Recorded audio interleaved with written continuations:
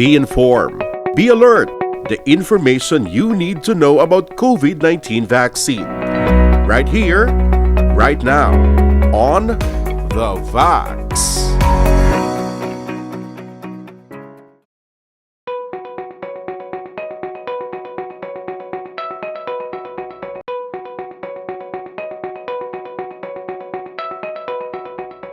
Ang aton cardiovascular system gina-consist sa aton heart, sa aton blood vessels, no, hasta sa brain, sa different vital organs naton, sa kidneys, no, and sa liver.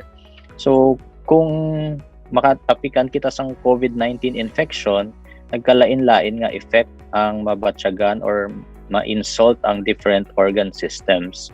Kag ang heart amo gid ang labi nga maapektuhan tungod kung ganubo ang oxygen delivery sa heart, hindi siya maka-function sang maayo.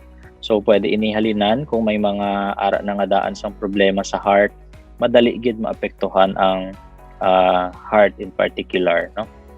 So kinahanglan kung ma-avoid naton nga makontak kita sa or makakuha sang COVID-19 infection, much better, no? So kinahanglan nga mag-follow gid kita sang aton mga health protocols.